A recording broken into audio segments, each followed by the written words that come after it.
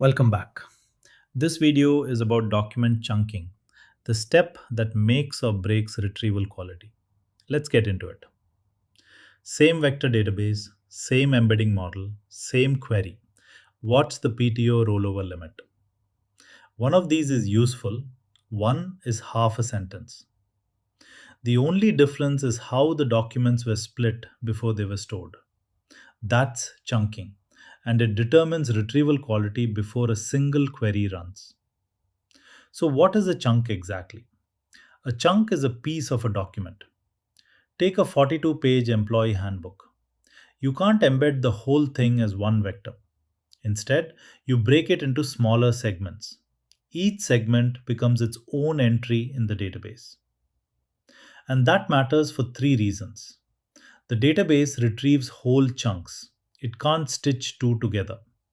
You can only pass a handful of them to the LLM, and smaller focused chunks score higher against specific queries. So, where you draw the lines determines what the system can find. Let's trace what actually happens when someone asks a question. The query gets embedded into a vector, same model, same space as the chunks. Then the database finds the nearest neighbors, the top 3 or 5 chunks closest to that vector. Those chunks come back as is. Here's why that matters. If the right answer was split across two chunks, you only get the half that ranked higher. The other half is gone. And those chunks go straight into the LLM's prompt.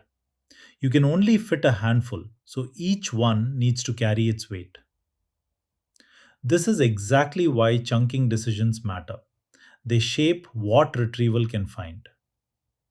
Now, that pipeline we built in the last video, TechWall documents embedded, stored, queried with ChromaDB. There's a step inside it we glossed over. This is the step we are fixing today. Let's see what this looks like concretely. If a chunk boundary lands inside the PTO section, the query matches the second half but misses the first. Half the answer is gone. And the size matters too. Chunks too large, 5 topics in one block, relevance score diluted. Chunks too small, the answer fragments across 3 and none is complete. Before we look at strategies, one practical detail: chunk size. Most embedding models have a token limit, 512 tokens for many popular ones. Anything longer gets silently truncated. The tail of your chunk just disappears from search. In practice, 256 to 512 tokens works well for Q&A retrieval, focused and relevant. 512 to 1024 for general purpose use. Larger chunks for summarization tasks where you need broader context. The rule of thumb: one topic per chunk, roughly one paragraph. If a human would need two separate thoughts to explain it, it's probably two chunks.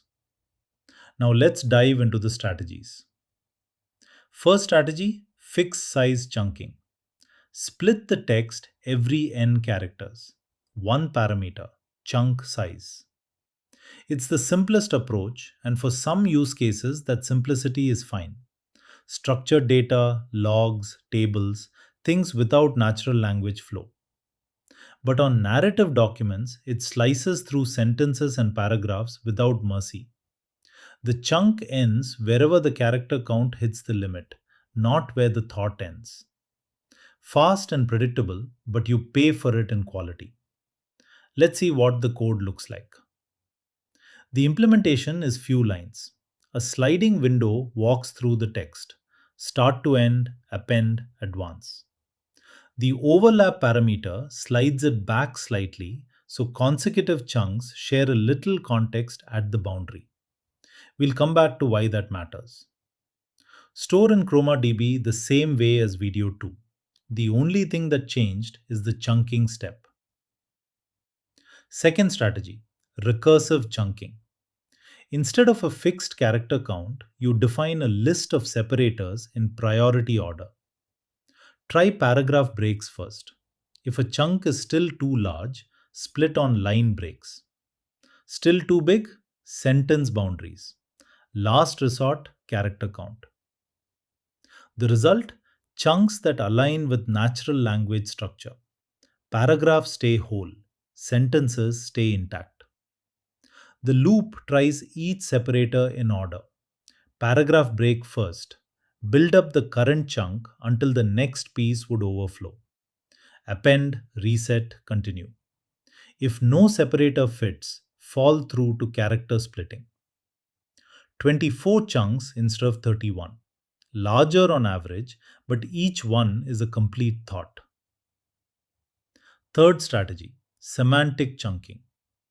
Embed every sentence individually and compare adjacent ones. High cosine similarity. Same topic, same chunk. Similarity drops below the threshold. Topic shift, start a new chunk. In the Tech Vault handbook, the PTO section stays together. The expense policy stays together. The content groups by meaning rather than formatting.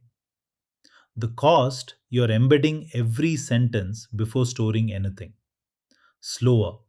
And the threshold is a parameter you'll tune. Let's look at the code. Split into sentences first. Embed all of them in one batch. That's the expensive call.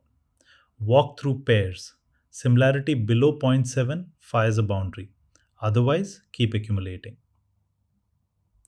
18 chunks. Fewer and larger, but each one is semantically coherent. Same query across all three. Fixed size. Top result cut mid sentence. Half the PTO policy is in the next chunk, which ranked lower. Recursive. Paragraph boundary kept the policy intact. Complete, correct answer. Semantic. Group the entire leaf section together. More context than needed, but nothing missing.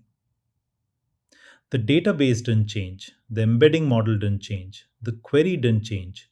Only the chunking strategy changed. So, which one should you actually use? If you're prototyping or working with structured data, logs, CSVs, tables, fixed size is fine. One parameter, zero dependencies. For most real projects with prose documents, articles, handbooks, wikis, recursive is the default. Best trade off between quality and simplicity. Semantic chunking is worth it when topic boundaries really matter. Legal documents, medical records, research papers. Highest quality, but highest cost. If you're not sure, start with recursive at 512 tokens and 50 token overlap. Run your test queries, measure retrieval quality. Upgrade to semantic only if the numbers tell you to. Now, in production, you won't write these from scratch. We build them by hand so you'd understand what's happening under the hood. When the library's default fails, you need to know what to change. LangChain gives you recursive character text splitter, the one you'll reach for 90% of the time. Llama Index has sentence splitter and a built-in semantic splitter. Same algorithms we just wrote, but production ready. They handle encoding edge cases and all the bookkeeping for you. Two additions that pay off consistently. First, overlap. The boundary is where retrieval breaks. A 50 character overlap means boundary content appears in both adjacent chunks. Retrieval can find it from either side. Second, metadata. Attach source, section, and page to every chunk when you store it. Later, you can filter before searching. Only search expense chunks when the question is about expenses. How do you know your chunking is actually working? Build a small test set, 10 to 20 questions you know the answer to. For each one, note which document section contains the correct answer. Then run retrieval and check. Does the right chunk appear in the top 3? Two numbers to track. Hit rate. What percentage of queries return the correct chunk in the top K? And MRR, mean reciprocal rank. How high the correct chunk ranks on average. On the Tech Vault handbook, fixed size hit 60%. Recursive jumped to 85. Semantic reached 90. You don't need a massive test set. 10 good questions that cover your key use cases will tell you if a strategy change is worth it. Even with the right chunking strategy, retrieval can still fail. Not because the chunks are wrong, but because the query is. Someone asks how much for internet at home, and the document says remote work stipend. Close, but not always close enough. Next video, advanced RAG. We rewrite the query before it hits the database and re rank results on the way out. Same chunks, smarter retrieval. Thanks for watching. Subscribe so you don't miss the advanced RAG video. That's where the pipeline starts getting genuinely powerful. See you in part 4.